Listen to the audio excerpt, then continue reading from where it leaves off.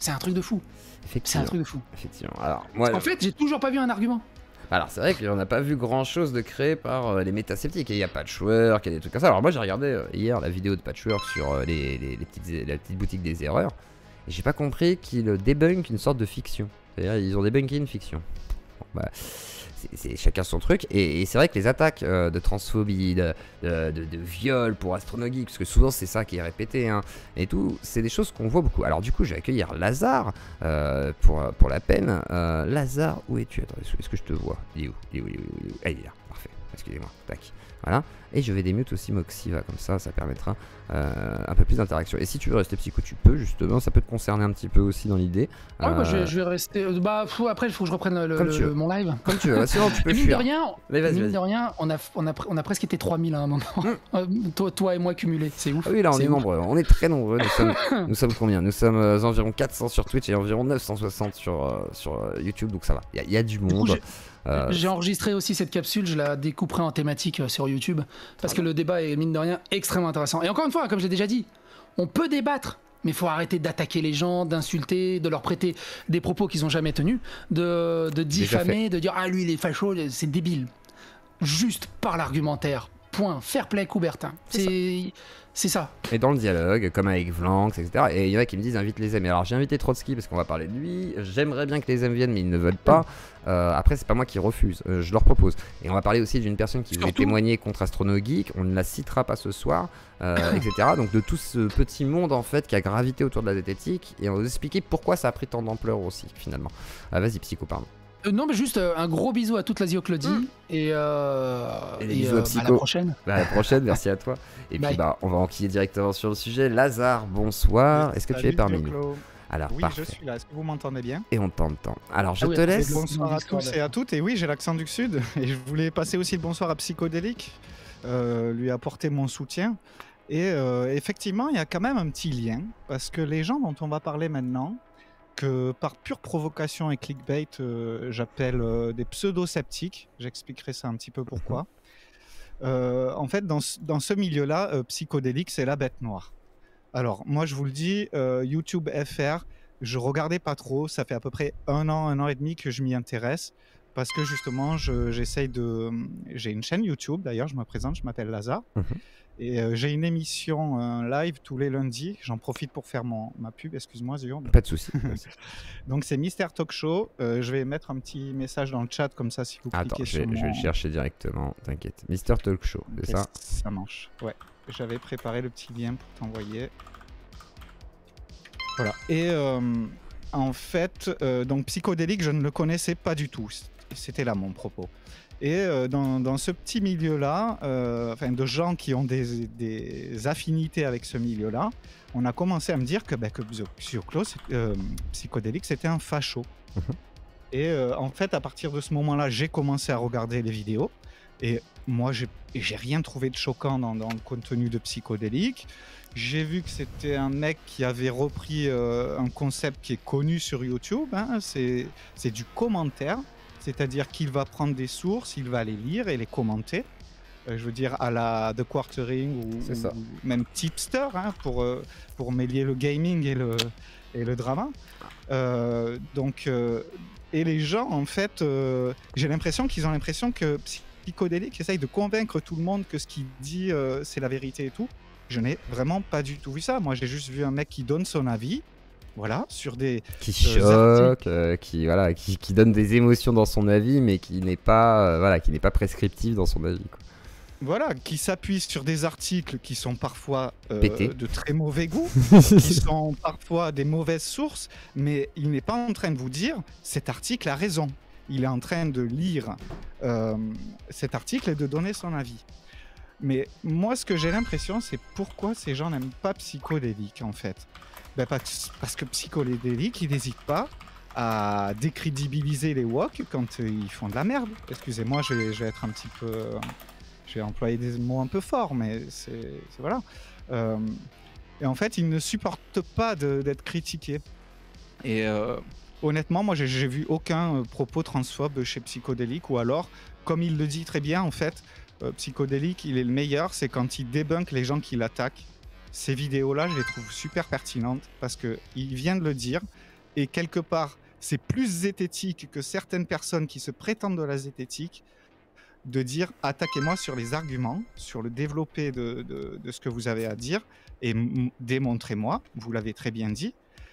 S'il y avait autant de contenu transphobe et tout ça, il est où? Ils sont où vos débunks de psychodéliques? Moi, il serait temps de les faire, quoi, parce que ça fait longtemps qu'on attend. À part aller sur tous les Discord et dire c'est un facho, croivez-moi, je fais la faute un petit peu pour montrer le niveau, excusez-moi, c'est pas pour dénigrer les gens qui font des fautes. En zététique, on apprend à passer outre les fautes et à essayer de regarder le fond. Ça, c'est un petit message pour ceux qui s'amusent à défoncer les gens parce qu'ils font des fautes. On n'a pas tous la même éducation, mais il y a des gens qui font des énormes fautes et qui disent des choses très intelligentes. Ça, je voulais le dire. Alors, il y a Si C'est Faux qui m'a dit bonjour, connard. C'est moi. Ah oui, bah, alors, pas de soucis, pas de soucis. Et tu peux venir si c'est faux, hein, tu peux venir témoigner quand même. Mais t'as pas obligé d'insulter les gens, c'est dommage. Voilà, c'est là où je voulais en venir. Mais je te censure pas, moi, t'as vu, je suis gentil. En fait, avec des gens comme ça, tu ne peux plus communiquer. Oh, connard. Tu es bien méprisant, dis donc. J'ai essayé de créer une émission qui recrée le dialogue entre les gens qu'on appelle croyants tenants dans le milieu de la zététique et le scepticisme scientifique. Alors tenant, ça veut dire, hein, parce que croyant, en gros un tenant, c'est un croyant, que ce soit d'ésotérisme, de magnétisme, de croyances superstitieuses, etc. Machin, ce sont des tenants. Voilà, on dit ça comme ça dans le monde un petit peu universitaire, pour ainsi dire. Et alors du coup, vas-y, je te laisse continuer. Pardon. On dit tenant parce que c'est beaucoup moins connoté que croyant. En fait, croyant, il y a ce côté un peu magique. Enfin, du coup, tenant, c'est un peu comme une forme de respect. Ok, très bien. Et en fait, je voulais revenir sur ce que Cro-Blanc a dit. Encore, c'est quelqu'un que je connais très mal le contenu. Hein. Il a dit tout à l'heure, quand il a parlé de zététique, il a dit ouais, la zététique, c'est donner les sources. Et en fait, le discours qu'il a eu Cro-Blanc, eh ben, c'est bien le reflet de ce qui est en train de se passer avec ces gens qui se prétendent de la zététique, qui n'en font pas selon moi. Et en fait, les gens ne comprennent plus ce que c'est la zététique. Martin Eden et le Social Club avaient fait la même chose. Ouais. Ils avaient dit oh, la tranche en biais, ils nous disent les sources, c'est dépassé, c'est pas ça la zététique et tout. Ouais, mais en fait, si tu penses que la zététique, c'est demander les sources, c'est comme si tu voyais 1/100 de ce que c'est la méthodologie de la zététique, en fait. Parce que pourquoi on demande les sources? L'important, c'est pas qu'il y ait des sources. L'important, c'est qu'on puisse les vérifier, ces sources. Donc, ce n'est pas parce qu'un article est sourcé que les sources sont bonnes. Donc, on demande les sources pour pouvoir chercher l'information et la contre-vérifier et tout ça. Ça n'est pas parce que quelque chose est sourcé qu'elle est vraie. Les sources peuvent être pétées du cul totalement. Et une source peut être déformée. Et alors, le gars qui me dit, tu as laissé Arnaud venir me salir après son discours. Alors déjà, on ne t'a pas cité, pas une seule fois. Il y a même des gens qui ont cru qu'on parlait de concrètement moi. Donc c'est très malhonnête de ta part. C'est toi qui as signalé qu'on parlait de toi sur Twitter.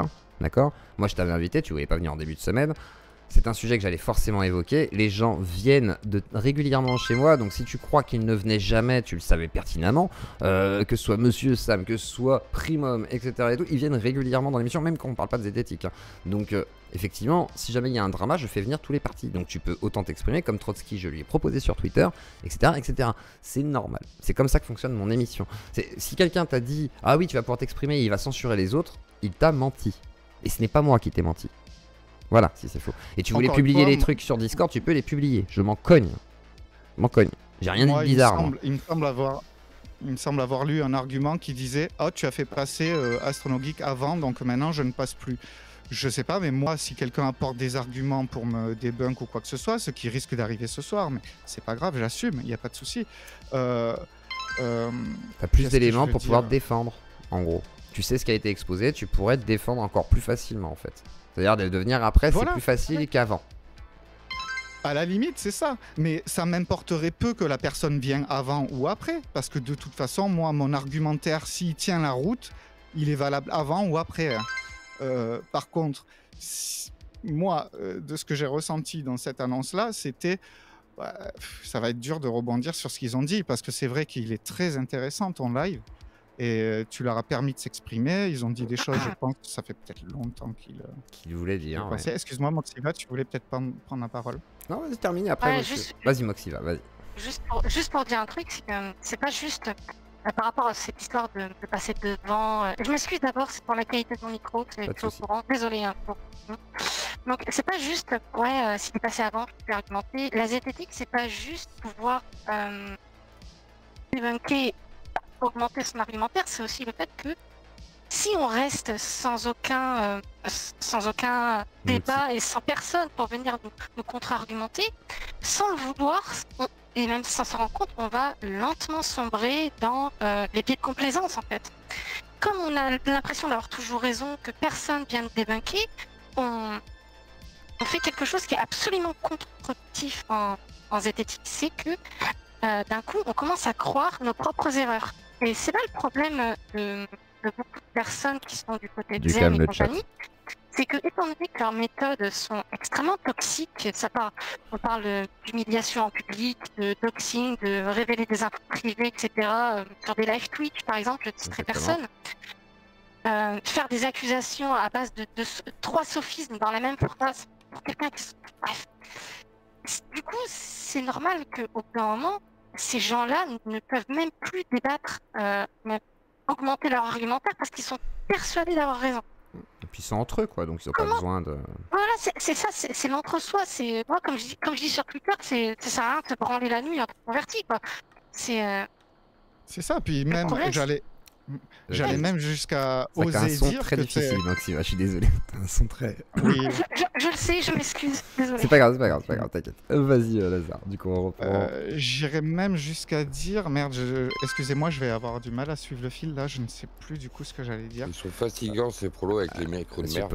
Monsieur Pollux, s'il te plaît. Non, Monsieur Pollux, s'il te plaît. Je remplis le vide, il sait même plus où il en est. Mais j'aimerais bien qu'il retrouve son chemin. Justement. Alors du coup, par rapport à tout ça, alors qu'est-ce qui se passe réellement? Parce que du coup, là on est sur quoi comme type d'affaires? Parce qu'on parle de doxing, on parle de trucs comme ça. Comment ça se passe au tout début? Parce que à la base, vous vous connaissez, il y a une sorte de proximité. Toi, Lazare, qu'est-ce qui fait que tu as un ras-le-bol et que tu veux témoigner déjà? Comment, voilà, quelle est la base et qu'est-ce qui t'amène ici, du coup? Pourquoi, voilà, quel est le but En fait, moi, je vois un peu ce qui se passe et je vois un peu les attaques sur AstronoGeek et je vois que j'ai l'impression qu'il y a des gens qui se prétendent de défendre de la zététique, mais qui en fait font plus de politique que vraiment de zététique. Et qui, sous prétexte d'utiliser les outils de l'esprit critique, en fait, apportent leur solution miracle. Oui, je voulais parler de l'exclusion. On parlait tout à l'heure de l'exclusion. J'irais même jusqu'à oser dire que c'est un comportement sectaire. Je voulais faire la différence sectaire, dérive sectaire. Sectaire, qu'est-ce que c'est? C'est un groupe qui se renferme sur lui-même. Il y a des cases à cocher. Je vais être très grossier ce soir pour que les gens comprennent. Alors, je vais les montrer en même temps. J'allais chez l'ami Vilude et je te laisse en même temps les exposer. Vas-y. Là, je les ai pas sous les yeux, mais peut-être si toi tu les as, tu peux peut-être en même temps. Alors moi aussi, je pense que c'est une dérive sectaire d'une certaine manière. Alors une dérive sectaire n'a pas besoin d'avoir une organisation très riche pour exister. Il y a juste besoin d'avoir quelques personnes et quelqu'un qui domine le groupe ou quelques personnes qui en tout cas suivent un dogme spécifique et il ne faut pas s'en écarter, faire partie de ce groupe. Si jamais tu en sors, tu auras une sorte d'exclusion sociale, voire de honte sociale qui sera portée sur toi jusqu'à que tu acceptes de revenir peut-être, etc., etc. Mais je te laisse exposer un peu tout ça et je vais vous montrer en même temps. En fait, c'est ça, ils t'excluent. Si tu ne penses pas comme eux, ils t'excluent. Le dialogue en plus n'est même plus possible. Et moi, je trouve ça quand même très bizarre. Hein. Franchement, ils ont, comme disait Psychodélique, ils n'ont pas d'argument derrière. Tout à l'heure, en fait, la zététique, elle permet quoi? Je voulais rappeler ça. Elle s'attachait surtout au paranormal au début, en tout cas. Moi, je vais parler de la zététique de Houdini, James Randi et Henry Brock. Moi, c'est vraiment sur ces 3 personnalités que je m'appuie. En fait, on étudie les phénomènes paranormaux, par exemple les phénomènes d'OVNI, parce que ça nous permet d'appliquer une méthodologie pour, je vais dire, combattre, mais entre grosses guillemets, la croyance. C'est comprendre la croyance, comprendre les mécanismes de la croyance. Et en fait, la croyance, elle touche plein de domaines. Ça touche l'homéopathie, ça touche plein de choses. Tout quasiment. On pourrait dire qu'il y a de la croyance un peu dans tout et n'importe quoi, limite. Et en fait, la zététique est là pour vous apprendre les outils de détection de ça, de cette croyance aveugle. C'est-à-dire que parce que quelqu'un peut-être va être mon ami, il va me dire quelque chose, je vais lui faire confiance. Et en fait, la zététique essaye de te donner des outils pour dans la vie de tous les jours, combattre les pièges de l'information. Henri Brock a fait un livre qui s'appelle comment combattre les pièges de l'information ou comment déjouer les règles de l'information ou les règles d'or de la zététique. Et en fait, ça permet face à des informations, d'avoir des outils de vérification. Maintenant, la zététique que j'ai connue, moi, c'était 2009-2010 au début. Et on nous apprenait à ces outils-là. J'ai l'impression que maintenant, la zététique de 2022, c'est bon, écoutez-nous, on a utilisé les outils de la zététique, croyez-nous, et notre réponse est bonne parce qu'elle a été découlée des outils de la zététique et tout ça. Mais en fait, ils deviennent aussi croyants que les croyants. Hein. Comme le disait Astronaut Geek, ils croient en la zététique, en fait. C'est des croyants de la zététique. Et en fait, c'est totalement... Ils se comportent comme des adeptes en imaginant que... Qu'est-ce qui s'est passé? Est-ce qu'il y a eu un rapprochement? Alors, la ZEM, c'est quoi?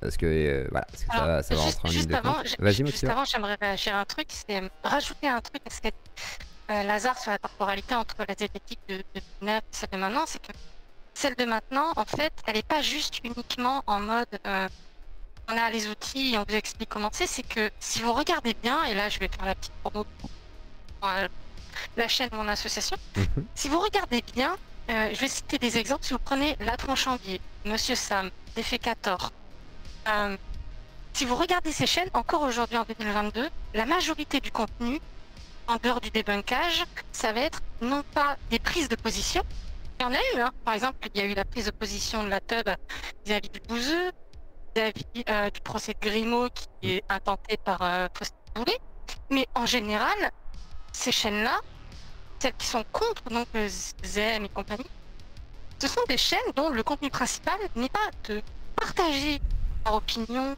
ou leur expérience, mais juste de remettre au goût du jour les bases de la zététique. Ce qu'elle est censée être, à savoir... Le truc, c'est que rien que dans notre côté, il y a des petites guerres de chapelle. Moi, personnellement, je considère que la zététique, étant donné que c'est une méthode de penser, de raisonner, la base de la zététique doit être dépolitisée.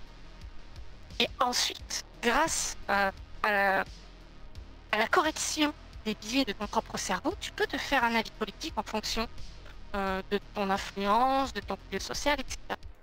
Et la zététique et la politique, personnellement, je trouve que ça va pas ensemble. Et c'est ça le problème qu'il y a, par exemple, chez ZEM, chez Cercle Cobalt et compagnie, c'est que les deux sont liés, en fait. Alors que c'est pas censé être ça, à la base. La zététique, c'est comment ne pas se faire avoir par les pièges de notre propre cerveau. Je vais vous donner un exemple. Si vous sortez de chez vous et que vous regardez l'horizon, la Terre est plate. La zététique vous dit non. La zététique vous dit c'est pas parce que tu vois quelque chose que c'est réel. Je ne vois pas les ondes qu'il y a dans l'air, pourtant je suis content d'avoir un appel téléphonique. Et, je vois Tracassin qui pose la question, si la politique et la Z ne vont pas ensemble, pourquoi TEP est aussi politique? C'est pas parce que tu pratiques la zététique que tu dois être exempt d'être politique. Ouais, c'est juste que tu as un son qui est vraiment compliqué à entendre parce que ça coupe beaucoup. Donc, en fait, oui, les outils de la zététique sont ni de gauche ni de droite, en fait. Elles peuvent servir tant à la gauche qu'à la droite. Alors, j'avais vu, encore une fois, le Social Club et Martin Eden qui disait, par rapport à gauche-droite... Ah, c'est difficile, j'ai un petit peu la pression, excuse-moi, j'ai pas l'habitude de faire du live avec autant de monde. Dis-toi que t'es entre moi et toi. Alors Martin Eden, ouais, il essayait d'évoquer la politique par rapport à tout ça. Qu'est-ce qu'il disait, lui? Que c'était récupéré finalement par la zététique de base et que eux faisaient une apologie fasciste. Il reprochait, en fait. Ça y est, excuse-moi, j'ai repris le fil. Il reprochait à Thomas Durand d'avoir donné les outils de la zététique à l'extrême droite. Donc en fait, j'allais dire... il a quand même refilé les outils à quelqu'un. Je veux dire, le but des chaînes de vulgarisation de la science ou de l'esprit critique comme Thomas, c'est de propager le débat. Donner les armes à son ennemi, c'est quand même bien, parce que finalement, on va pouvoir les aider à avoir des discours un peu plus construits. Je veux dire, si la moitié des gens qui attaquent Psychodélique connaissaient 2-3 bases de comment déjouer les pièges de l'information, ils feraient gaffe à ce qu'ils racontent sur Twitter, je te le dis. Surtout, ils arrêteraient de s'offusquer parce que Psychodélique n'est pas un sujet politique. Mais par contre, ça vous sert. Pourquoi? Parce que quand vous prenez Psychodélique comme exemple, ça vous permet de buzzer, c'est tout. Mais en vrai de vrai, vous attaquez à rien. C'est comme la ZEM, là, etc. On est sur des gens qui ont essayé de s'approcher au maximum de la zététique. Certains y participent. On sait aujourd'hui que Hygiène Mentale, par exemple, apprécie plutôt ce courant, a soutenu effectivement pas mal de choses et tout, qui allait contre tout le cercle, finalement, on va dire, zététique qui existe, parce que, voilà, on voulait souligner des problématiques. Aujourd'hui, moi, par exemple, depuis très longtemps, je suis la zététique, d'accord? Je regarde ça, comme ça m'a beaucoup aidé par rapport avec l'affaire avec Grimaud et tout, parce que moi, j'écoutais Björnstjärna et d'autres trucs. J'étais un peu complotiste à l'époque, et je le suis encore, comme je dis souvent, avec mon état d'esprit. Mais, au-delà de ça, j'ai observé au fil du temps, parce que j'ai rencontré certaines personnes. Alors j'ai rencontré un fameux Trotsky que j'ai invité ce soir, j'ai rencontré quelques personnes, si c'est faux, étaient venus me contacter d'ailleurs plus tard. Qu'est-ce qui se passe? C'est-à-dire que moi, je connais pas forcément ce milieu-là à la base. Je rencontre des gens qui me disent ouais, nous on commence à faire des skeptics in the club, machin et tout. J'ai eu des gens qui étaient ultra politisés, qui me parlaient à la base de politique tout le temps, et qui commencent à me dire à faire de la zététique. Et je les vois qui avancent petit à petit et qui arrivent à finalement entrer dans le milieu, voilà, parce qu'il y a des petites portes, parce que les gens ne sont pas sectaires finalement dans la zététique, hein, ils ouvrent leurs portes, et les gars arrivent à profiter de cette aura. Et un jour, ça va chier dans les bottes, parce que voilà, il faut absolument déjà d'une se faire connaître, et on n'apprécie pas certains caractères en fait. C'est-à-dire que Astronogeek, considéré comme un violeur pour certains, dès que j'entends certains dire oui, il a dit qu'il violait sa femme le matin, c'est pas ce qu'il a dit du tout, mais on aime bien déformer les propos de quelqu'un. Parce que dire le matin, ma femme quand elle dort, je la réveille en lui faisant l'amour, ou des fois elle fait ça, et si jamais certains considèrent que c'est du viol, bah je vous emmerde, je fais ce que je veux, elle aussi. En gros, c'est pas dire je viole ma femme tous les matins, ça a rien à voir. On parle de petits plaisirs entre adultes consentants qui ont établi entre eux certaines règles. Il y a un moment donné où... Ça, c'était décontextualisé, c'était coupé.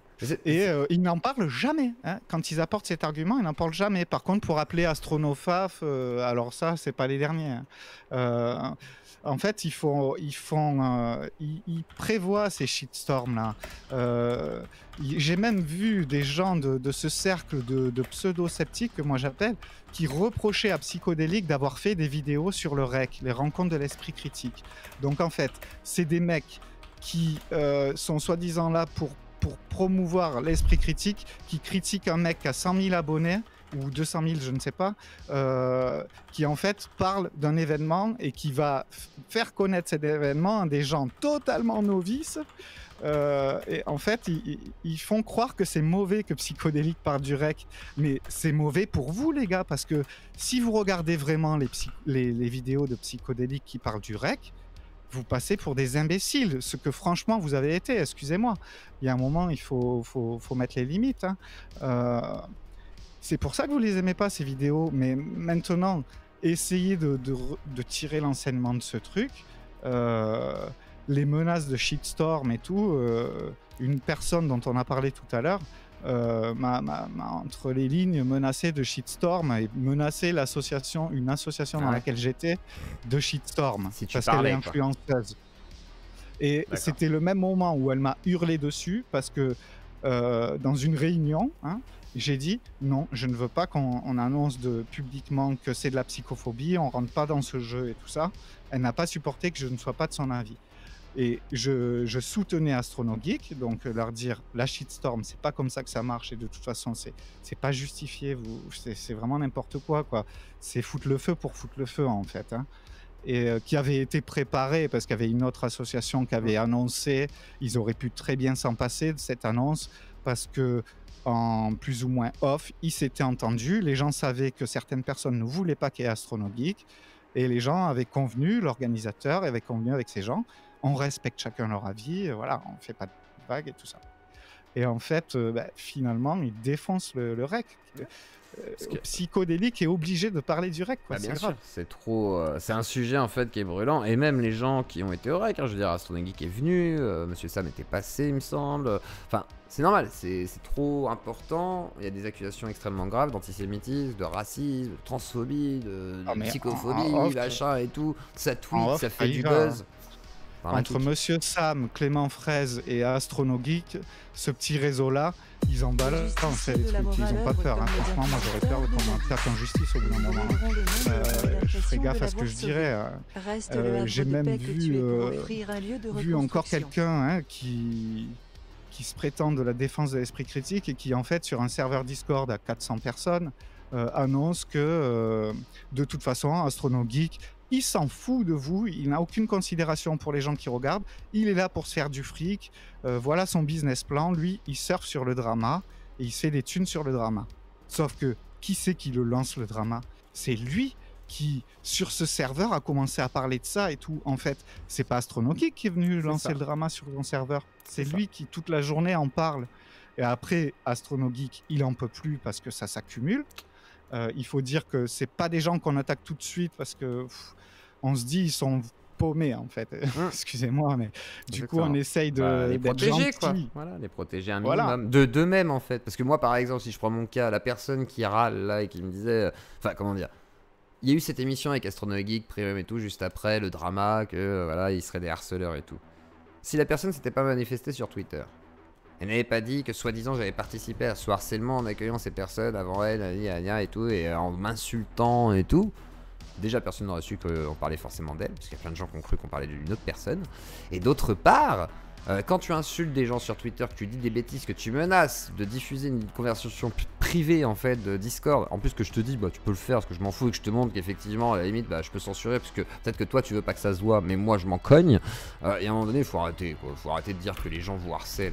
C'est vous qui créez des trucs et après vous êtes là, on me harcèle, parce que vous créez ce harcèlement volontairement pour avoir de quoi justement alimenter votre storytelling. Parce que c'est ça en fait, vous faites du storytelling, de drama. Ils agissent en groupe aussi. Tout à l'heure, Cro-Blanc l'a dit, je ne sais pas pourquoi il disait ça. Bon, il disait, c'est des gens qui attaquent en groupe en fait. J'ai même vu Troutski, on devait en fait collaborer avec mon émission en live sur YouTube, Mister Talk Show, et sa radio libre. Et en fait, on avait convenu des termes et il voyait que les termes que lui voulait imposer ne me convenaient pas parce que, en fait, finalement, j'allais construire une communauté que j'allais envoyer chez lui. Et en fait, moi, je voulais d'abord construire ma communauté, enfin tout ça. Ce qui s'entend. C'est des stratégies en fait. Et quand il a vu qu'il ne me ferait pas entendre raison en privé, il a rapporté la conversation sur un Facebook où là, plus de gens pouvaient le voir. Et là, il a commencé à dire hey, regardez, c'est pas normal ce que Lazare dit, il veut pas partager ses viewers et tout. En fait, moi, il était juste question de créer ma communauté et que dans un premier temps, je trouvais pas pertinent de faire du travail sur une heure et demie et de l'envoyer chez quelqu'un d'autre. Les gens vont être perdus. J'ai besoin, moi, de développer mon Discord. Et en fait, l'appel aux autres, quoi. Tu vois, être plusieurs pour... c'est de solidarité, parce qu'il faut être de gauche, être ensemble, parce que lui, il va te dire, ouais, mais en gros le truc, c'est genre, ouais, mais on va grandir ensemble. Mais t'as des gens qui veulent pas, déjà, qui veulent faire leur projet, tranquille, sans être influencés. Oui. Et derrière, Trotsky, par exemple, moi, c'est quelqu'un qui, dès que j'invite quelqu'un, par exemple, de la sphère zététique, va aller faire des commentaires en disant ah, mais vous savez que Zioko, il a invité des fachos, il a invité Convertano, petite facho. Voilà, alors déjà, on commence bien sur le type de personnage. Quelqu'un qui, quand il y avait des dramas sur moi et que je veux débattre avec lui en live, ne débat pas avec moi. Par contre, quand je suis pas là, va dire que oui, quand même, quand les gens disent que je suis limite un facho, que je suis problématique, c'est plutôt vrai que lui, il sait que Astronogeek c'est un facho, parce que voilà, quand même, il a vu des trucs et tout. Et quand je lui dis, mais toi, t'étais au rec, toi, il me dit, oui, j'ai vu le spectacle, mais c'était une amie à moi, elle était là aussi. Ouais, mais en fait, toi, tu sais pas ce qui s'est passé au fond. Non, mais je sais que... D'accord, bon, en fait, tu sais pas. Et le problème de ces gens-là, c'est qu'ils affirment plein de choses. Ils disent qu'ils connaissent très bien ces gens-là, qu'ils savent ce qu'ils font, que c'est des harceleurs et tout. Mais quand tu leur demandes juste de prouver, il n'y a rien. Moi, j'ai demandé des preuves, j'en ai pas eu. J'ai eu des témoignages. J'ai eu donc la personne qui m'a dit que j'étais un connard tout à l'heure, qui est venue témoigner. c'est compliqué de considérer qu'il y a un harcèlement. Et quand tu vois tout ce que la personne dit sur elle-même en public et que tu lis le message par exemple d'Astronogeek, c'est dur de dire que c'est du harcèlement. Puisque elle-même dit en public ces choses-là sur elle-même.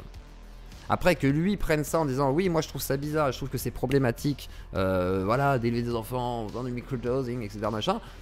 Il a le droit de le penser, de le dire, parce qu'il fait pas de diffamation, de mensonge, puisque c'est toi qui affirme ça et qui l'assume parce que tu considères que c'est une bonne chose, que c'est un traitement, etc. Donc je l'entends, mais il n'empêche, tu ne peux pas accuser des gens de te harceler, de manipuler des choses, je sais pas quoi, parce que c'est toi qui donnes ça en public, et derrière, toi tu t'es confié à des gens, tu as été choper leur sympathie, tu m'as parlé beaucoup de Clément, etc. machin, et à un moment donné où, bah voilà, si tu as eu leur sympathie et tout, et que derrière tu leur craches dessus, et que tu les accuses de juste dire ce que tu as mis en public, par moment, et encore, par exemple, Clément, lui, il te défend, alors que Arnaud, il a plus envie de te défendre, tu vois, il a la flemme maintenant, quoi. Et je peux comprendre.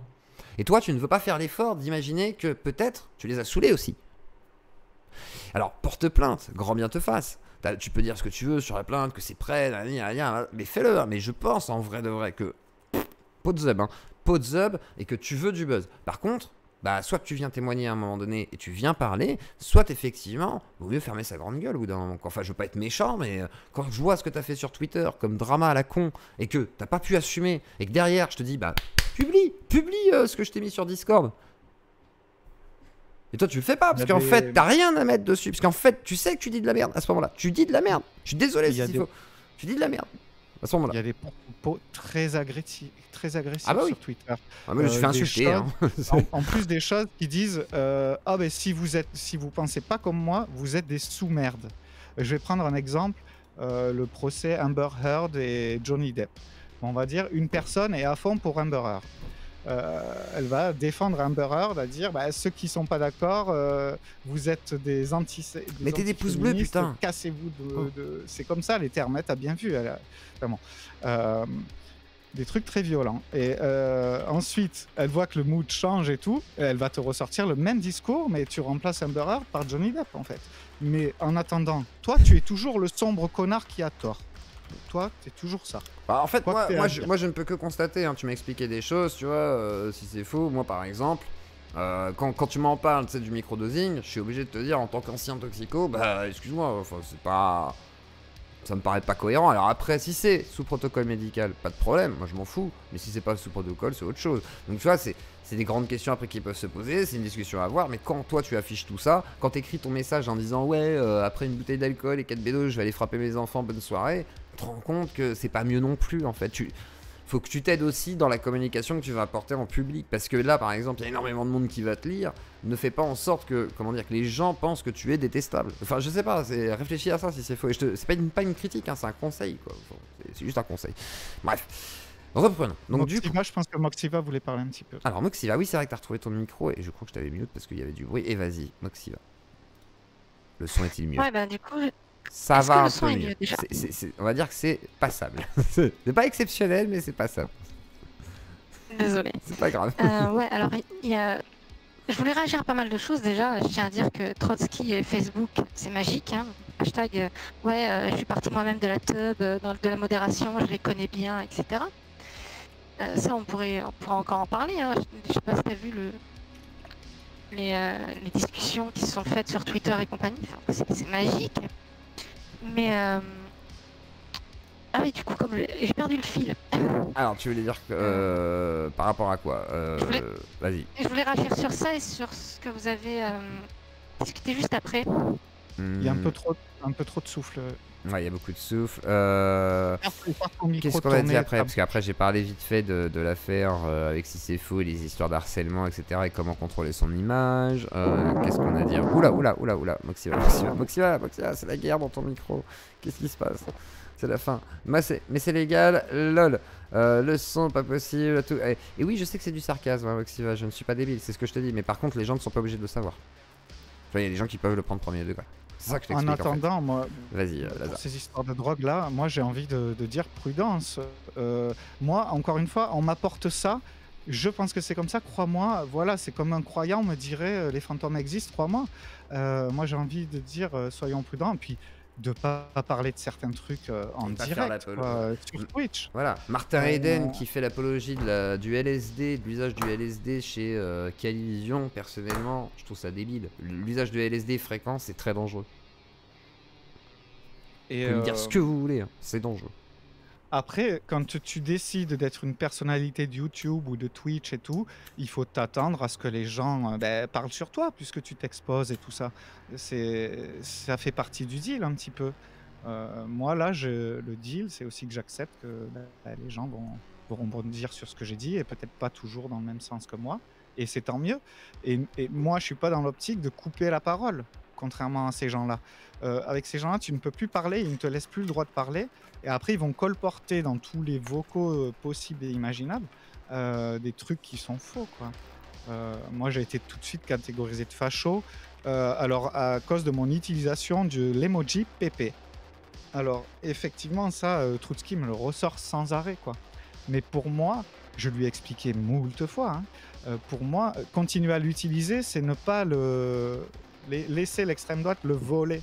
Parce qu'en fait, ils sont en train de faire un effet Streisand avec ce truc. C'est vrai qu'il y a eu une dérive à un moment, que son créateur a tué l'emoji symboliquement, ce que moi j'interprète comme j'arrive pas à gérer la situation, il faut que je trouve un truc à faire parce que ça part en banane. Et derrière, tu as ceux qui se disent on est la zététique, on réfléchit un peu plus que les autres et tout, on essaye de faire gaffe. Ils martèlent, en fait, ils aident l'extrême droite, quoi.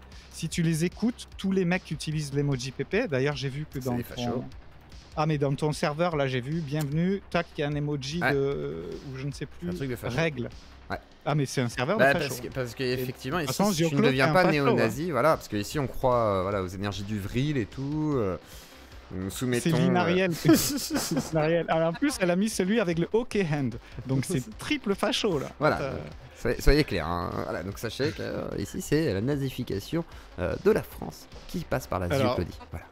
Il faut savoir que effectivement. Vas-y, Moxiva.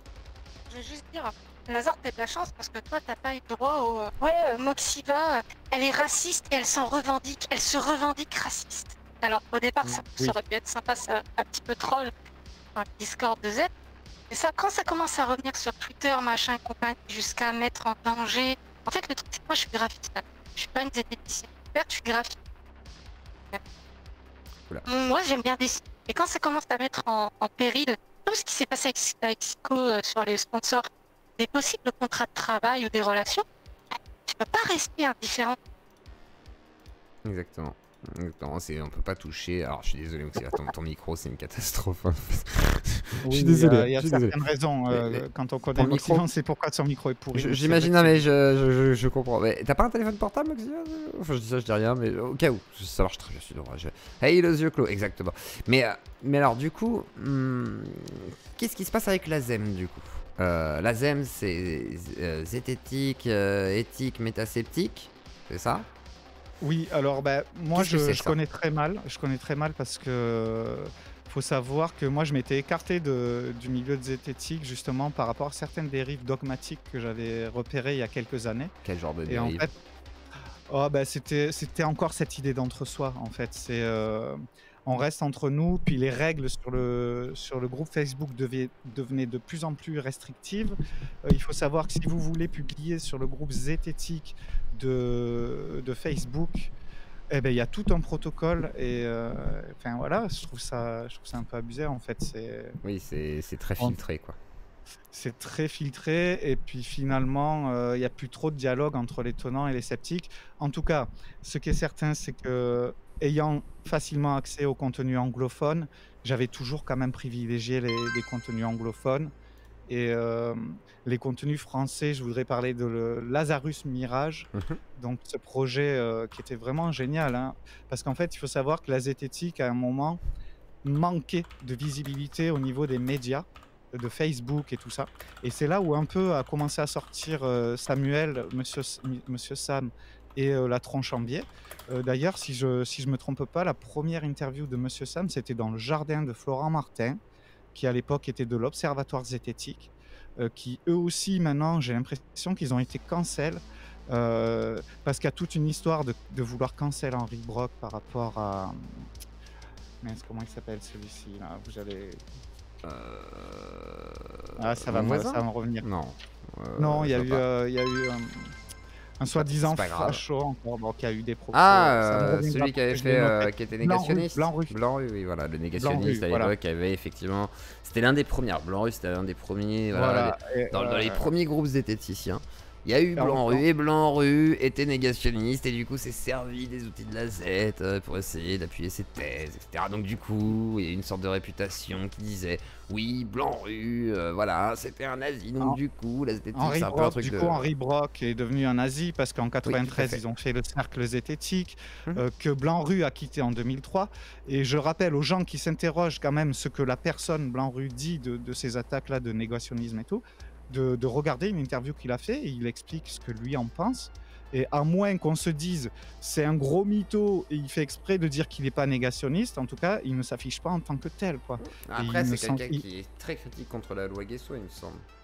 Oui, très critique sur la loi Guesso. Et ça malheureusement c'est très mal vu.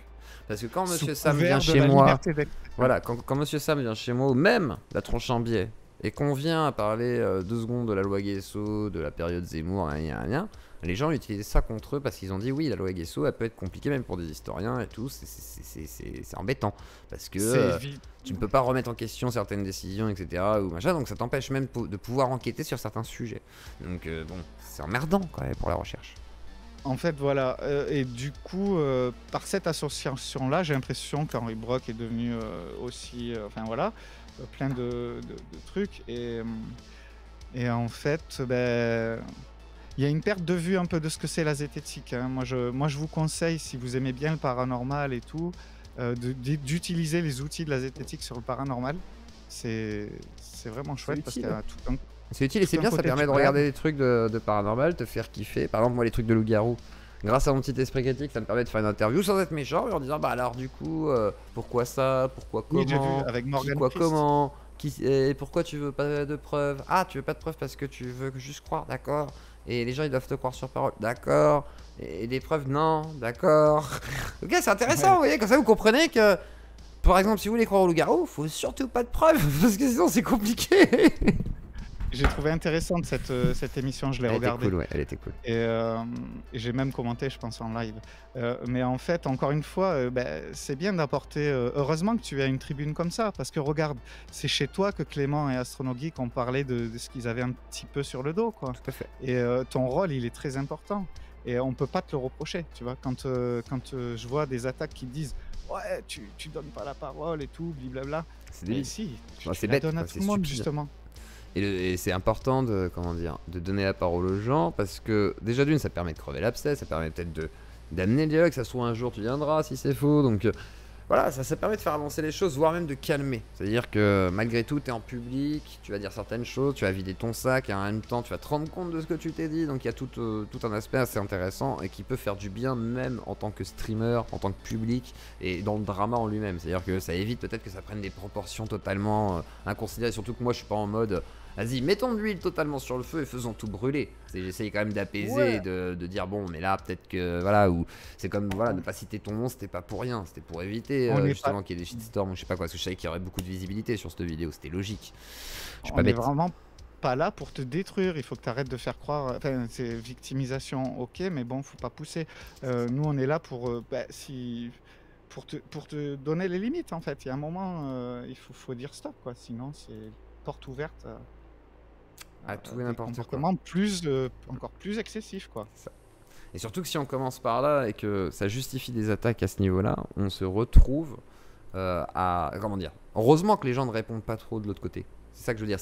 Sinon, on arrive à des protocoles de harcèlement généralisés, comme on le voit beaucoup sur Twitter, hein, avec des groupes qui attaquent d'autres groupes parce qu'ils s'aiment pas, qu'il faut défendre machin, et il faut éviter ça. C'est-à-dire que moi, personnellement, j'ai rien contre toi, c'est pour ça que j'ai essayé d'apaiser sur Twitter, je t'ai pas attaqué, j'ai essayé de dire bon, bah, ce serait bien de se détendre en public en tous les cas, si tu veux en parler, on en parle, sinon viens t'exprimer en live, j'ai toujours tenu ce propos-là, et je le maintiens. Il y a un moment donné où c'est nécessaire. C'est nécessaire de pouvoir justement discuter. Et même si tu veux porter plainte d'ailleurs, mais ça permet vraiment d'avancer en moins sur le sujet, d'exposer les choses, de même peut-être toi, voilà, de dire voilà, c'est enfin fait, c'est posé. Et si jamais tu n'es pas d'accord avec ce qui a été dit sur toi, justement de défendre aussi, malgré tout. Et inversement, ils ont le droit de se défendre. Parce que moi, je ne suis pas un juge. Je suis pas là pour condamner. Je ne suis pas flic. Donc, je vais pas les taper dessus. Et je vais pas te taper dessus non plus à la base. C'est pas le but. Donc, faudra réussir à comprendre tout ça aussi. Je suis tout à fait prêt que voilà, elle vienne s'exprimer aussi. Je l'encourage d'ailleurs au contraire, puisque elle est tant dans la raison que ça, elle a tant raison que ça. Merci Yann. Elle vient nous le montrer et puis voilà. Exactement. Et si Trotsky, pareil, parce que bon, Trotsky, moi je me souviens d'une période. Alors je vais vous lire un thread. Ça va être un peu long. Est-ce que je peux vous le montrer? Ouais, je peux vous le montrer. Attendez, il faut que je prenne ça comme ça. Ça va être compliqué. Alors, je peux peut-être pas le montrer. Attendez, est-ce que je peux vous le montrer celui-là ou pas? Ah non, ça c'est quoi? Si c'est. Est-ce que c'est du Twitch? Oui, c'est du Twitch. C'est du Twitter. Oui, c'est ça. C'est du Facebook. Ouais, c'est du Facebook. Donc c'est du public. Hein. Et on parle de moi. Donc je vais me faire le plaisir de pouvoir vous faire découvrir un peu comment je suis décrit par certaines personnes qui me connaissent. Hein. Ils me connaissent Trotsky. Hein. C'est pas genre, il sait pas qui je suis. Genre, il sait très bien que je suis pas un facho néo-nazi. Hein, merci Yann, vraiment. Il le sait, d'accord? Je vais vous montrer quelque chose. Alors du coup, parce que Trotsky, moi je le connais, d'accord? On a discuté chez Daimon, ceux qui ont été chez Daimon, qui ont entendu parler du Covid, quand j'étais là tous les jours et tous les mardis pour parler du Covid, ils savent très bien que voilà. Hein. Trotsky sait que j'adore la zététique aussi, que c'est un outil que j'aime utiliser. Ça veut pas dire que je suis zététicien, mais j'aime cet outil, parce que ça m'a permis de réfléchir un petit peu. Lisons ce petit post Facebook. Alors moi à la base j'étais pas au courant, mais j'ai pu le lire. 23 mars, c'est l'année qui vient de passer. Je sais pas, depuis combien de temps on vous précolle le truc. Tabasser des mecs ne leur suffit plus. La montée des courants de pensée de l'extrême droite est dramatique. Et aujourd'hui, ils se sentent légitimes à sortir un flingue et à noter cul dans la rue. Bon, j'imagine à buter quelqu'un dans la rue. Il aurait pu corriger par contre, parce que sur Facebook c'est autorisé, pas Twitter. La vidéo de Fafacito, c'est pas un sketch, c'est un projet. Et les aides qui vont se poser dans des émissions où les amis de ces gens ont leur fauteuil, faudra leur expliquer un jour quand même. Ceci n'est pas à la base un post sur les aides. Je me dis juste qu'il faudrait leur expliquer l'histoire, le lien public de la chaîne de Zio. Puis, c'est parti en chaussettes. Ok. Tu peux rester tué pour les aides. La fille de l'os, j'aurais pas dû te répondre en fait. Bon bah, alors on s'en fout. C'est qui Zioclo? Une commune de droitards des zémouristes. Pas tous, mais beaucoup. Il le reçoit régulièrement dans sa radio libre Cro-Blanc, Greg Tabib, psychodélique. Il a reçu 3 fois à Occident. 2 fois, même plus, parce qu'il est passé 2-3 fois à discuter avec des esthéticiens aussi. C'est arrivé. Sans apporter une seule contradiction. C'est faux. Et avec ce chat de l'enfer, homophobe, basque, raciste. C'est effectivement très symbolique de YouTube par moment, effectivement. Et même d'ailleurs dans les chats de Krone, de Dany Raz et de plein de gauchistes, il y a plein de racistes, masculins, sexistes, transphobes. C'est bizarre, hein? Même chez Léo Jacotte, n'est-ce pas, Trotsky? Va voir leur rêve. Va voir même comment ils réagissent ou elles réagissent quand il y a des gens comme ça. Ah. Ensuite, là pour les élections, il a fait un live avec 2 autres droitardés pour parler du programme de Zemmour. Tu veux plus de détails? Où ça va aller? Alors j'ai été invité effectivement pour être critique sur le programme de Zemmour avec l'œil de l'élite parce que nous deux on votait pas pour ça. Mais ça il va pas le dire. C'est pas écrit dans le titre. Non, il faut surtout pas le dire. Ça va trop loin dans le de recherche. Il faut l'omettre. Si c'est pas mis dans le titre. C'est trop. Voilà. Alors par contre il me fait de la pub donc je le remercie. Alors après il me dit Google est ton ami, on s'en fout. Trotsky, Primum, je ne connais pas, on s'en fiche. Après je jette pas trop la pierre à Zioclo non plus. Il m'a fait de la peine. Alors ça c'est un peu l'argument de Kali qui m'a dit que par empathie il n'a pas osé me défoncer dans le débat où je l'avais très profondément. J'ai l'impression de voir un mec séquestré qui a le syndrome de Stockholm. Trotsky. N'as-tu pas un peu le syndrome de Stockholm? Genre t'es en admiration avec les esthéticiens et tu veux leur faire du mal par contre. Genre t'as inversé ton syndrome. Trotsky sceptique. Attention, tu ne peux pas dire syndrome de Stockholm comme ça. C'est anachronique. Explication de Zio à propos de pourquoi c'est mal de dire fascisme. C'est anachronique. Effectivement c'est anachronique à mes yeux. Voilà.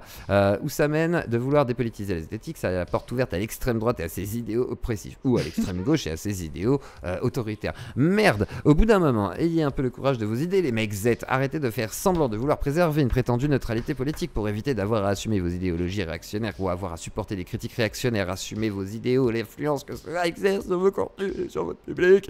Un peu de courage. Alors personne te lit, hein, Sohan, je tiens à te le dire. Pour une fois, ils t'entendent, mais d'habitude ils ne te lisent pas puisque c'est chez Trotsky. Donc Trotsky, voilà. Alors Pedro, le problème à mon sens, c'est pas tant d'y aller pour essayer d'en ramener la raison, c'est que ça apporte une caution à la chaîne et tout ce qui est dit. Parce que, alors en fait, voilà, il y a Pedro qui dit « Perso, je pense que l'extrême droite est un meilleur service commercial que la gauche et je ne pense pas que c'est en isolant qu'on augmente le nombre de clients qu'on peut toucher, exactement. Et d'ailleurs, j'ai reçu tellement de gens, hein, Pedro Sancho, etc., machin, que, effectivement, et je comprends, mais on peut y aller comme Wissam l'a fait, c'était bien. n'est-ce pas? Et ça, c'est Pedro Chancho, je crois, qui m'a défendu. Du coup, je crois que c'est lui. Hein.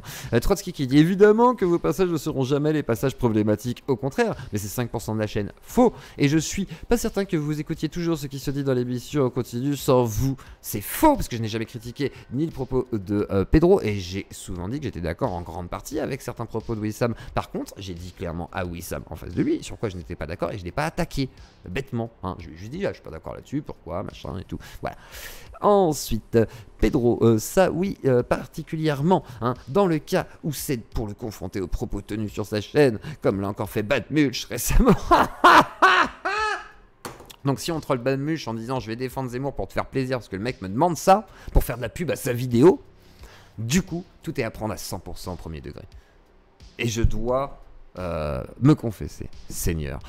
Voilà, donc après il y en a qui sont d'accord avec Trotsky, donc ça s'entresuce entre eux, hein, c'est un thread personnel, interpersonnel, et en gros on dit du coup, ça voudrait dire que ces projets de Fidesz et avant tout est à l'échec, on s'en fout, mais à partir de 2h05, Zemmour fasciste, on entend... Ah oui, alors ça c'est le passage rigolo donc de l'émission. Bon, juste 2h05, l'entretien était bien, c'était du Monsieur Sam, ce n'était que l'enfer dans le chat.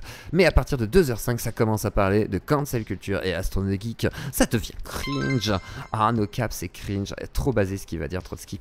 Alors du coup, moi, j'appelle ça cordon sanitaire, pas cancel culture, parce que il est belge, du con. Et à un moment, Trotsky, il est belge. En Belgique, on appelle ça un cordon sanitaire. Donc oui, il dit cordon sanitaire. Puis, ça part sur du Zemmour. Tu oublies de préciser beaucoup de choses, Trotsky. On pourrait dire que tu as des sortes de gros biais de confirmation et des biais de je découpe ce que je veux pour les coller et faire du montage. Zemmour fasciste, on entend quoi par fasciste? Franchement, c'est chaud. Et il a fait même un erratum en disant que lui, ne s'étant pas renseigné sur le sujet, il a été voir certaines personnes qui s'exprimaient sur le sujet et considérait du coup que, effectivement, selon certains, ça avait l'air d'être du fascisme. Donc, du coup, il rejoignait cette pensée. Oui, c'est ça.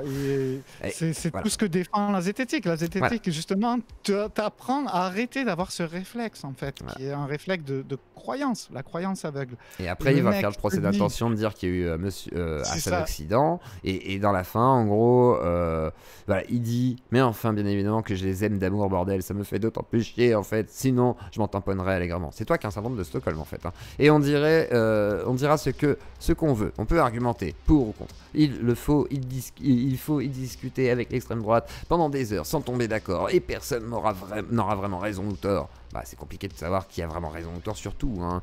Enfin, si j'ai mon avis là-dessus, mais soit. Je remarque quand même que en Wallonie, on a un cordon sanitaire. Bah alors, pourquoi tu te fous de la gueule de Monsieur Sam? Tu utilises le mot cordon sanitaire et qu'il a fonctionné. Pas trop mal jusqu'ici. Donc, cordon sanitaire. Les racistes et les fascistes, on en a bien sûr, comme partout, mais on a essayé de pas trop leur tendre un micro et leur apporter de caution. Ouais, mais pas trop, ça veut dire que c'est quand même fait. Et en fait, au final, je n'en reproche pas tant à la Tub ou Sam ou Primum d'aller chez Zioclo. Ah bon? Alors du coup, pourquoi tu fais de la propagande à chaque personne qui vient et qui se sent visée d'être invité, hein, et dire que c'est grave qu'ils puissent propager du coup un peu d'esprit critique à des gens qui peut-être en auraient besoin, comme tu le dirais. Puis sont tenus, mais c'est d'être pas renseigné sur les propos qui y sont tenus en général ou de ne pas les y avoir confrontés. Puis je déplore surtout personnellement la tournure qu'a pris sa chaîne. Ah oui, parce qu'ils avaient des espoirs pour moi et c'est des espoirs maintenant pour eux. La question que je me pose, que je n'ai pas cité Molière, et je n'ai pas cité Molière pour rien. C'est vraiment... Mais que diable allait-il faire dans cette galère? T'inquiète frère, tout va bien. Je le répète, ils sont pas conspi. Enfin, si, ils croient au grand remplacement. Ou anti-vax, ou anti-science. Tu parles de qui? Je sais pas de qui tu parles là, tu parles pas de moi en tous les cas, on est bien d'accord. Hein. Ils sont juste amis avec l'extrême droite et pas la plus présentable. Si un jour des débiles me soupçonnent d'antisémitisme, je vais réfléchir à 2 fois avant d'inviter Forisson ou Bricmont. Ça correspond mieux à la situation. Sauf que moi, on m'a jamais soupçonné d'être antisémite, raciste ou je sais pas quoi, donc c'est complètement con, c'est pour ça que je me le permets. On a peut-être... enfin, je sais pas, c'est logique, en fait, c'est parce que j'ai pas peur qu'on m'accuse de ça, parce que je sais que je ne suis pas ni nazi, ni machin truc, voilà. Donc, on peut... ou peut-être que je devrais tout simplement apprendre à fermer ma gueule, pas faux, ça peut être une bonne réflexion. Mais quelque chose me chiffonne pour éviter le problème. Quand j'ai grandi dans l'antifascisme, avant moi-même d'être dupé, vieil adolescent, par les dieux encore. Et pendant... Putain, vous êtes tous dieudonnistes soraliens. Bon bref, en gros voilà. Et ça blablabla. Vous comprenez le délire. Beaucoup de ressentis, beaucoup de pressentis, des arguments qui n'amènent à rien, c'est-à-dire il n'y a pas un seul timecode, des propos précis que tu as dit. C'est des idées qui balancent un petit peu, c'est comme ils vont te parler de l'effet Dunning-Kruger sans se rendre compte qu'ils sont eux-mêmes, ils subissent eux-mêmes les effets de cet effet, quand tu découvres la zététique, tu as un petit peu un effet waouh. C'est-à-dire que quand tu es dans des milieux de la croyance, tu découvres la zététique, tu prends un recul d'un coup comme ça te met un peu une claque parce que tu te rends compte que tu étais enfermé dans une toute petite bulle et là tu sors de cette bulle et tu te dis « Waouh, mais le monde il est gigantesque en fait en dehors de cette bulle ». Du coup tu as envie de convaincre un petit peu les gens, de les instruire à la zététique et tout. Et en fait, l'effet Dunning-Kruger, c'est au début, tu te renseignes, tu as l'impression de connaître beaucoup de choses, tu vois, tu as cet effet un peu euphorique, là, ouais, je comprends tout, j'ai compris la vie. Et ensuite, l'illumination, le woke. C'est là où tu vas propager l'idée de la zététique partout. Et ensuite, tu vas retomber un peu les pieds sur terre quand tu vas te rendre compte que, comme tout à l'heure, quand Cro-Blanc parle de zététique, les sources, Martin Eden et Social Club l'ont fait aussi. Oh putain. C'est quand tu te rends compte après, il a dit qu'il pissait sur les gens et sur la zététique limite. Hein. Enfin, il a été clair. Hein. Les sources, on pouvait se les carrer au cul. Hein. Ce que tu as cru être la zététique, tu te rends compte que c'est le premier prémisse des débuts de la zététique et qu'il va falloir bûcher pour comprendre le reste parce qu'il y a des. Après, il y a eu un essai. Patchwork. Il a débunké une fiction. Alors, moi, j'ai un peu mal compris cette vidéo. Ah, moi j'ai l'impression que j'ai rien compris. Attendez, juste pour vous résumer, parce que les gens ils ont peut-être pas compris. En gros, Patchwork il a débunké la petite boutique des erreurs, qui est quand même une fiction en partie, hein, qui est là aussi pour amener des trucs, des références à l'esprit critique, sur des thématiques aussi, mais en mode fictionnel, avec de l'exagération, des personnages caricaturaux, des propos même caricaturaux, parce que c'est une fiction, c'est du théâtre aussi, voilà, jeu d'acteur. Bref, les mecs ont débunké du propos, cadrage, machin et tout, enfin ça va très très loin, et ils disent ah c'est ça la boîte zététique, parce que sinon l'esprit zététique il est pas respecté et tout, et après ils disent oui il faudrait qu'on fasse les 14 épisodes, moi je vous mets au défi de faire les 14 épisodes, parce que c'est tellement... c'est incroyable. Il y a des choses qui m'ont paru bizarres, hein. Honnêtement je vais te dire, je connais mal le contenu qu'il critique, donc je vais rester moi vraiment sur le côté de la forme, et j'ai eu l'impression qu'il critique une mauvaise vulgarisation en vulgarisant encore plus mal, parce que ils accusent Thomas et Vled d'utiliser du vocabulaire de gens entre soi, on se connaît, on connaît le vocabulaire, voilà, c'est un peu pompeux, mais c'est vrai que ça cible les gens qui connaissent de quoi on parle. Et en fait, ils font exactement la même chose dans leurs vidéos, excusez-moi, moi c'est comme ça que je l'ai ressenti. Même quand ils disent ils portent la blouse blanche, pourtant ils avaient compris qu'il fallait pas le faire, parce que ça faisait un argument d'autorité, mais là c'est justement pour le montrer cet argument d'autorité. J'ai eu du mal à comprendre leur déroulé, hein, franchement. Donc là en fait, ils se mindfuck, ce qui en fait, ils essayent de débunker quelque chose qui n'est pas à débunker, parce que c'est déjà en fait une caricature de ce qui est en fait problématique. Donc quand vous débunkez ça, vous essayez simplement d'y mettre un esprit critique dessus en analysant ça, mais c'est pas pertinent. C'est pas un fait social, c'est pas un truc qui est analysé. Vous pourriez débunker des films qui apportent des faits, mais attaquer les faits qui sont apportés dans le truc, pas voilà, il porte une blouse blanche et il tire tel propos, du coup ça soutient ça, alors que non, c'est caricatural, c'est... Enfin, moi j'ai pris ça pour une caricature aussi. C'est débile, quoi. Enfin, je sais pas comment dire. Ils doivent pas avoir 100% tort, je pense qu'ils doivent avoir certains des trucs vrais, mais... Tout est améliorable, on pourra leur reprocher plein de trucs.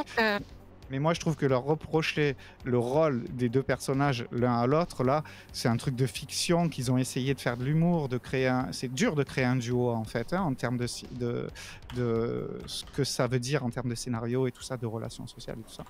Bon, ils sont peut-être pas réussis, mais je trouvais les arguments pas très pertinents. Vas-y, Moxiva, je te laisse la parole. D'autant que Thomas a répété plusieurs fois dans ses vidéos, à de nombreuses reprises, que la blouse blanche avait un but précis, à savoir démystifier, dénaturer le principe de l'autorité, parce qu'il le dit lui-même, avoir une blouse blanche dans une vidéo, c'est totalement utile. Le symbole de la blouse blanche dans ces vidéos est là justement pour qu'on se méfie de ceux qui arborent ces arguments-là, juste pour apporter son propos. D'autant que la petite boutique des erreurs fait appel à des personnages fictifs. Enfin, c'est le maître et son disciple. Évidemment que le maître a une blouse blanche fictif. et qui sont problématiques, façon de parler. C'est pas justement les comment dire. Quand vous voyez ce qu'ils critiquent, ils vont dire ah oui, mais ils sont censés représenter ce qu'on doit suivre un petit peu. Enfin, il y a vraiment un peu cette image-là, genre oui, alors c'est censé montrer l'exemple dans cette fiction. Mais non, c'est pas ça le but, c'est de montrer justement aussi des dérives. Donc du coup, c'est une bonne critique. Et du coup, débunker cette critique, il faudrait montrer en quoi elle ne serait pas pertinente pour la débunker. Et du coup, c'est pas vraiment ce qui est fait. On dirait que vous voulez débunker la Tronchambier. Et en fait, Patchwork, moi, ce que je pourrais lui reprocher, c'est de faire du drama, en fait, sur la zététique. Parce qu'à chaque fois, il débunk des trucs de la zététique. Les recs, machin, trucs. Enfin, moi, de ce que j'en connais. Et après, le fascisme aussi, pardon. Le truc du fascisme et tout ce qui est fascisme. Pardon. Lazare. Si tu regardes... Lazare, vas-y. Moi je disais, c'est une chaîne que je connais très mal. En tout cas, ils ont le mérite d'avoir fait un truc qui n'est pas agressif, ça change un petit peu, qui n'est pas un appel au shitstorm. Ça, je voulais les saluer pour ça. On est déjà un peu plus dans l'argumentation et tout. Bon, est-ce que l'argumentation est valable et tout? Je ne sais même pas si j'ai les billes pour pouvoir analyser ça. En tout cas, la forme, moi, elle m'a paumé totalement. J'ai pas tout compris. Hein. Je dois être bête, hein, je dis pas. Hein. Mais en attendant, la Tronchambier, ils ont peut-être pas les meilleures solutions, mais là, ils essayent des nouveaux formats. Enfin, exactement. On peut pas leur reprocher de... Ils propagent l'esprit critique, c'est une chaîne qui a beaucoup d'impact. C'est important de pas les débunker sur des trucs bêtes, quoi. Autant que ce soit des vraies erreurs, quoi. Enfin, des vrais trucs impactants plutôt que du rien. J'ai même vu Troutski sur Twitter, hein, encore un lieu public, hein, j'ai le droit de le dire, il l'a mis en public. Ils accusaient Thomas et Vlad, la Teb, quoi, de se moquer d'une handicapée suite au shitstorm du REC et tout. Ça va jusque-là, les accusations. De les accuser de se moquer d'une personne handicapée. C'est grave. En fait, on passe de transphobie, soi-disant, à parce qu'après, il m'avait dit sa pote avait été choquée. Voilà. Peut-être que c'est ça pour lui. Ça se trouve, il peut détourner un truc en disant voilà, se sont moqués d'une handicapée en prétendant que son ami aura été choqué par ça ou je ne sais quoi. En attendant, il se manifeste. C'est lui qui continue à faire tourner la rumeur et tout, parce qu'il le dit pas que là, certainement. Là, j'extrapole, j'imagine, hein, mais pour avoir un petit peu fréquenté, je commence à comprendre aussi le mécanisme. En fait, on retombe toujours dans cette question de sectaire. Il faut aussi savoir, il y a un truc qui me rassure quand même, c'est que les gens qui ont une, je vais mettre en guillemets, bonne formation à l'esprit critique, qui connaissent un petit peu les références que j'ai fait appel tout à l'heure au début, de James Randi, de Henry Brock et tout ça, ils détectent ces personnes-là à force, hein, tu vois, parce qu'au début, on est sympathisant et tout, on accueille tout le monde, comme tu dis, justement. C'est des gens qui ont bénéficié d'un très bon accueil et qui font un truc que moi j'aimerais bien bénéficier. Si je l'avais bénéficié, je l'aurais transformé autrement, je vous le dis, que de me faire virer partout et d'avoir des dramas avec tout le monde, quoi. Et de monter les gens les uns contre les autres. Ah, il n'y a pas d'intérêt. Après, pour eux, peut-être qu'ils se disaient, ils pourraient tirer un ou deux vers eux, comme certains peut-être se sont laissés un peu détourner. Vas-y, pardon, excuse-moi. Oui, mais ils finiront par rester entre eux. D'ailleurs, même eux, sur certaines conversations Facebook, tout ce petit groupe-là, on les voit dire « Ah ben c'est plus possible, on peut plus évoluer, il faut qu'on fasse des groupes fermés où on n'est que entre nous. » Encore une fois, la dérive sectaire, les gars. Si vous pouvez pas discuter avec nous, le problème ne vient pas forcément de nous. Peut-être il vient de nous, hein, mais peut-être que si tu te rends compte que c'est avec tout le monde que tu as des soucis, il faut peut-être se remettre en question. Pour moi, quand j'entends que le monde extérieur est dangereux, fasciste, que ceux qui ont raison c'est notre groupe, que ceux qui s'écartent de la ligne sont décevants, qu'ils auraient dû rester parce que quand même ils se rendent pas compte qu'ils se fascisent, machin. Moi c'est ce qu'on a dit de moi, hein. Moi on m'a dit en gros je sortais du chemin, bien et tout, attention. Pour moi, c'est une secte. T'as eu la chance d'avoir un semblant d'argument. Hein. Normalement, c'est facho ou réac ou... Ouais, mais je m'en fiche en fait parce que, comment dire, moi ça me dérange pas. On m'a dit limite. Alors, on m'a pas dit facho parce que les gens c'est compliqué. Parce qu'on me connaît un petit peu, du coup, les gens savent que je peux pas être un facho.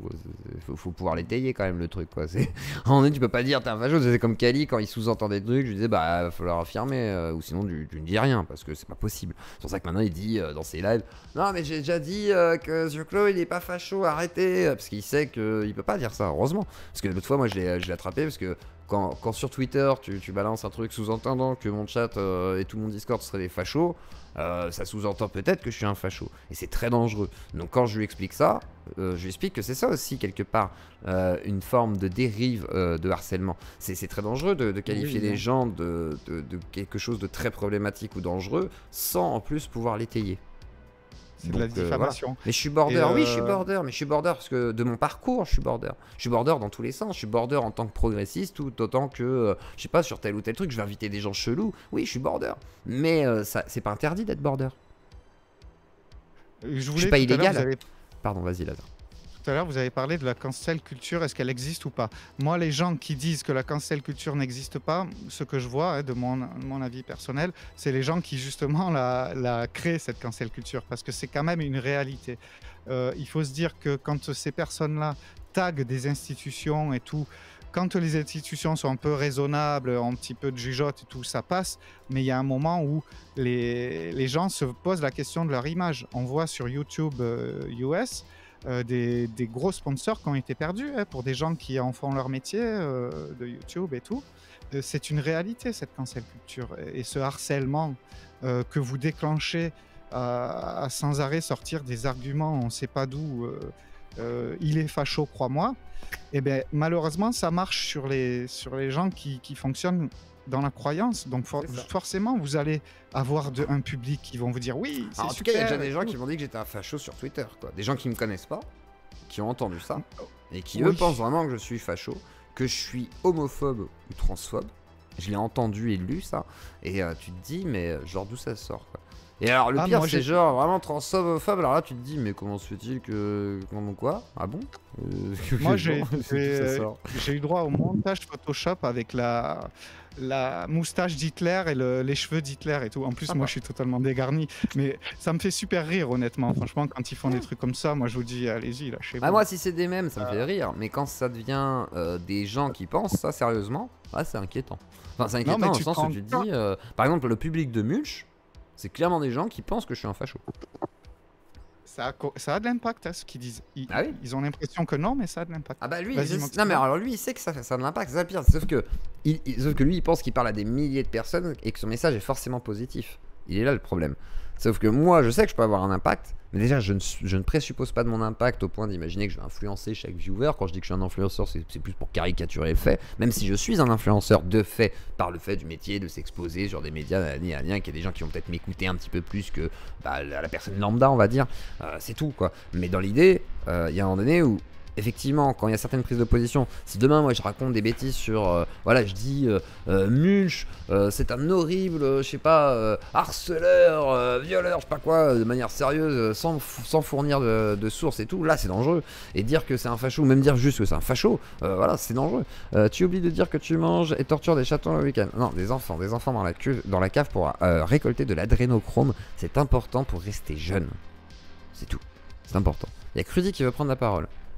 Pourquoi pas, mais il est pas là, Crudy, je le vois pas. Attends, faut que je regarde dans mon Discord, 2 secondes. Alors Lazare, tu voulais rajouter quelque chose? C'était Moxiva peut-être. Je crois que Moxiva, oui, avait tenté de prendre la parole. Alors Moxiva, c'était pour réagir par rapport à la cancel culture. J'aime bien parce que les personnes qui me disent la cancel culture n'existe pas, et là je vais faire le lien avec Psycho, pour expliquer un petit peu ce qui s'est passé, et aussi mettre les points sur les i, pas pour toutes, par rapport à cet article de Zen, justement. Donc je recontextualise. Je suis cité dedans aussi. Voilà. On est quelques mois en arrière et moi je regarde Psycho depuis avant mon entrée dans la STEC. À l'époque je regardais Psycho parce que c'était marrant et il n'était pas encore politisé. Il faisait des dramas entre pigeons gratuits, machin, etc. Il n'y avait pas trop de politique, de woke, de MJ, tout ça. Non, c'était fun.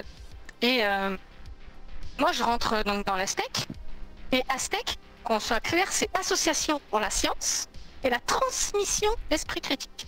À savoir, c'est ce que je disais tout à l'heure, éviter l'entre-soi et ça sert à rien de prêcher des convertis.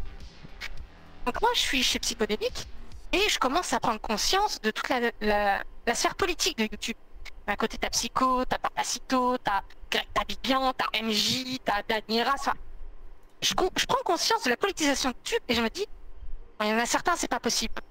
Si je débarque chez Papacito, chez Renault, en mode je je suis zététicienne, j'ai des idées un peu de gauche et un peu de droite. Bon, me faire flinguer, ça sert à rien. Oh, je sais pas, Donc, du coup, je suis même je vais pas dire, sûr. Ouais, moi, tu sais, en plus, ça, autiste, pas très doué. Vraiment, D'accord. diagnostic. Oui, toi personnellement, parce que regarde, tu vois, du coup, Astro IoT, voilà. après, il faut pas parler de zététique, quoi, faut parler de passion d'armes, quoi. Voilà, après, autodiag, hein, RQTH, la totale. Donc, pas doué pour m'exprimer. Je vais aller dans un terrain un peu sympa. Et je me dis, tiens, la communauté de psycho, elle a pas l'air ultra toxique, à première vue, parce que je suis sur leur Discord. Et Psychodélique lui-même, plusieurs fois, répète dans ses vidéos, argumentez, donnez-moi des arguments, machin, etc. Comme on le disait tout à l'heure, il dit, n'harcelez pas les gens. Je me dis, il y a peut-être une pièce à jouer, quoi. Et je me dis, pourquoi pas essayer de transmettre l'esprit critique là où il y en a besoin. Petite dédicace à Miss Pauline, qui nous regarde. Je me dis, pourquoi pas essayer de mettre une petite pièce là où on en aurait besoin. Tu vois, ça sert à rien d'aller apprendre l'esprit critique à des gens qui connaissent la zététique depuis Brock et Bronner, tu vois.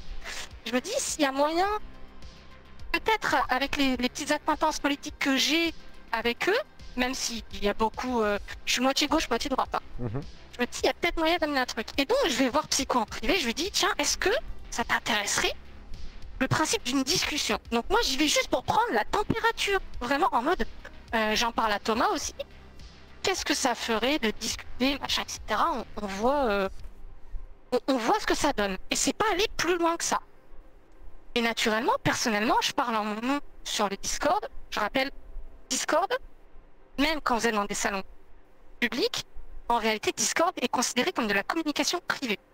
Vous ne pouvez pas, même les salons publics, vous ne pouvez pas les dévoiler ailleurs. Juste ça. Donc moi, je parle sur les salons avec les gens, etc. Et là, il y a l'article de Zem qui tombe. Et Zem me dit, ouais, raciste, facho, l'autoproclamé graphiste de la tronche en biais. Alors oui, mais non. J'ai jamais dit que j'étais la graphiste. Je suis une des graphistes qui a travaillé occasionnellement parmi d'autres qui sont là, bien dans leur siège depuis plus longtemps que moi. Veut rapprocher la tronche en biais de l'extrême droite, de Psychodélique. C'est quoi ce bordel? Et c'est ça aussi le problème de la cancel culture, c'est que rien que par cet article-là, Zem qui se revendique de « Oh, la cancel culture, c'est mal », et puis 2 semaines après « Ah, la cancel culture, c'est bien seulement si les cancellés se remettent en question et compagnie ». Enfin bref. Donc la Zem rentre dans le jeu, et c'est là que tu te rends compte qu'en fait, la cancel culture, tu peux pas dire qu'elle n'existe pas à partir du moment où tu l'as toi-même vécu. C'est-à-dire que moi, quand ce truc est tombé, je me suis dit, est-ce que je vais me faire virer de l'assaut? Est-ce que je vais perdre mes contrats? Est-ce que je vais perdre des possibles futurs contrats de graphiste ou quoi que ce soit? Est-ce que je vais être ruiné professionnellement, socialement? Et juste, tu peux demander à Lazare, c'est un des premiers que j'ai été voir le jour où ça m'est tombé dessus. Je me suis dit, je suis terminée. C'est-à-dire que moi, j'ai passé une nuit en crise d'angoisse parce que je me disais, mais je suis finie. Je trouverai plus jamais de taf parce que... Ouais, quand t'es graphiste, tu vois, je vais pas dans un open space à rentrer des chiffres sur Excel. C'est-à-dire, ça marche sur la réputation, sur le contact. Et je suis rentrée dans la steak parce que je connaissais des gens et que j'appréciais la steak et que j'ai tout fait pour y rentrer, pour leur dire j'adore votre travail, j'ai envie de me rendre utile. J'ai pas rempli un formulaire et j'ai pas dit, j'ai pas passé un entretien d'embauche, tu vois. Et c'est là que tu te dis, ouais, la cancel culture ça existe pas. J'ai envie de leur dire, mais dans ce cas-là, soit tu l'as jamais vécu, soit t'es le premier à en faire. Ok. Et alors, effectivement, ça a un impact. Alors, on me dit, là, il y a 2 personnes qui me disent, non, ce ne sont pas des conversations privées sur Discord. Il y a que, finalement, WhatsApp, des groupes ont servi de pièce judiciaire. Oui, alors après, bien sûr, ça peut servir de pièce judiciaire, mais en fait, normalement... Dans des cas certains précis, voilà. Des cas précis. Et bien après, sûr, ça peut être utilisé en cours, mais par exemple, déjà moi, mon lien Discord, il est pas... par exemple, il est jamais pérenne. Je mets jamais un lien Discord pérenne, quasiment. Voilà, et tu peux le faire, hein, tu peux le générer, mais je le mets pas dans les liens de la vidéo, d'accord? Donc déjà, tu peux pas venir dans le Discord quand tu veux. Et en plus de ça, quand tu dois venir dans le Discord, il y a des règles, tu dois valider pour pouvoir rentrer dedans, donc il y a une certaine complication et tout. Et donc ce qui se passe dans le Discord, selon les règles de Discord, déjà tu ne peux pas diffuser effectivement des conversations privées, des choses qui se disent, des règles, etc. Et ensuite les diffuser, machin, c'est interdit. Par les règles de Discord déjà de base. Donc en fait, c'est pas forcément le fait de les diffuser sur YouTube ou je sais pas quoi le problème. Enfin, le problème c'est que déjà dans les règles de Discord, tu ne peux pas le faire, tout simplement. Et c'est pas une question de légal ou je sais pas quoi, c'est une question de Discord qui te dit bah non, ça c'est interdit. Donc de toute façon, si tu le signales ça à Discord, en fait, ça te fait sauter ton compte, hein, clairement. Je vais lancer l'appel. Je vais lancer l'appel à Vous avez le droit, la chaîne YouTube à laquelle je vous conseille de vous abonner. Peut-être il pourrait nous faire un résumé de ces histoires de droit. Hein. Mais moi, en fait, c'est une question avec laquelle j'ai discuté avec Troutski assez vite. Parce qu'au début, je me suis rendu compte qu'il s'amusait à enregistrer quand des gens ne savaient pas. Et j'ai tout de suite, je lui ai expliqué, ça n'est pas que la diffusion qui est interdite, c'est aussi l'enregistrement. Il peut y avoir des cas où l'enregistrement est valable, il peut y avoir des cas où tu peux le porter en justice. Je ne vais pas les étaler là parce que ce serait leur donner des billes, justement. Si je me suis renseigné, ben voilà, libre à vous de vous renseigner.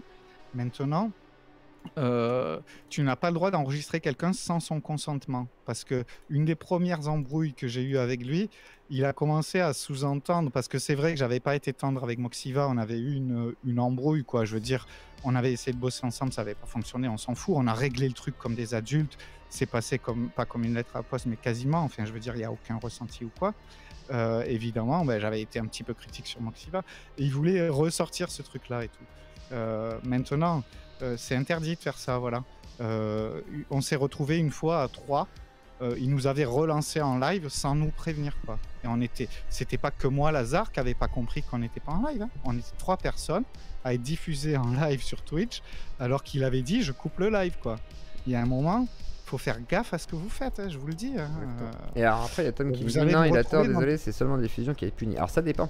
Par exemple, voilà, t'es un pervers. Parce qu'il y a beaucoup de gens qui font ça là, en ce moment. Il y a un mec qui s'appelle Riri sur YouTube qui va sur Omegle et qui filme sur Omegle des gens. C'est pas légal. Et après, le mec d'ailleurs force pour avoir les accords des gens. Parce qu'il dit ouais, tu te diffuses sur Omegle, tu te rends pas compte que les gens ils vont te filmer. Moi je fais de la prévention, donc du coup voilà. Et puis laisse-moi diffuser, c'est une bonne prise. En gros, voilà.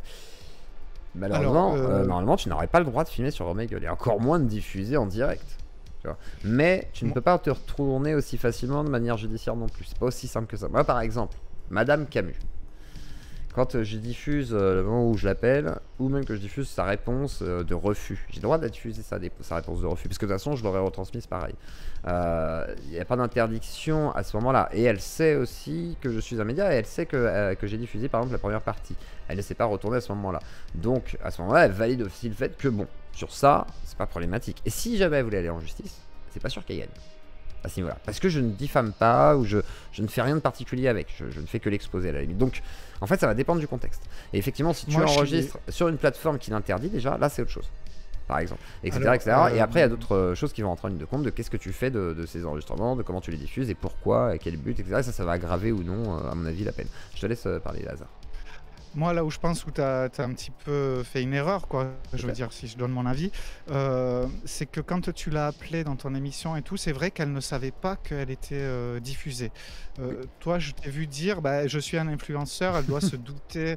Ouais, c'est pas comme ça que ça marche. Par contre, mais bon, elle a quand même changé de ton quand j'ai dit que j'étais influenceur, donc pour moi, oui. Quoi, moi, ce que j'ai compris, c'est que Christelle Camus, elle sait qui tu es. Je pense pas qu'elle va vouloir te chercher des problèmes pour si peu, non, honnêtement. Non, je pense que ça l'arrange, en vrai, on parle d'elle. Donc, oui, tu parles d'elle et tout ça. Moi, je pense pas que ce soit une meuf à te chercher des puces comme ça. Mais oui, effectivement, il faut la prévenir. Et la personne qui a dit, je crois que l'enregistrement n'est pas interdit, encore une fois vérifier, mais il me semble bien que si. Et l'appel à Sébastien pour... J'ai dit un truc, je pense même que la diffusion ne soit pas interdite. Pourquoi? Parce que dans les journalistes, j'en connais. Quand des fois ils n'arrivent pas à avoir certaines interviews, tu sais, ils appellent des gens et ils ont quelques secondes, le temps qu'ils l'ont au téléphone, et ils le diffusent. C'est pas pour rien, et ils l'ont pas forcément par autorisation la diffusion, c'est juste qu'ils peuvent le faire. Ça permet d'alimenter quelque chose, et tant que tu ne déformes pas les propos de la personne, tant que tu n'en fais pas grand chose, et que tu le diffuses tel quel, etc. Si ce n'est pas en plus dans le but forcément de diffamer, je sais pas quoi, en plus moi c'est en direct, etc. Il y a un moment où c'est compliqué d'attaquer. Et après, au-delà de ça, je l'ai pas piégé. C'est-à-dire que j'ai pas essayé de la piéger ou je sais pas quoi. J'ai juste dit est-ce que le spectacle existe, est-ce que Bigard est là, voilà. Après, effectivement, j'ai pris des risques et je ne suis pas dans mon droit à 100%. Par contre, je ne pense pas que je suis forcément condamnable. C'est là où c'est voilà. C'est pas légal, il me semble. Peut-être, hein, peut-être. Mais je pense qu'on peut pas te condamner facilement, en tous les cas. Je pense. Pour un truc aussi petit, c'est pas. Voilà, je pense. Mais après, J'ai peut-être pas hein. l'impression Peut-être que ce soit j'ai une meuf tort. qui soit comme ça. Mais après, peut-être que j'ai tort et je me méfierais quand même.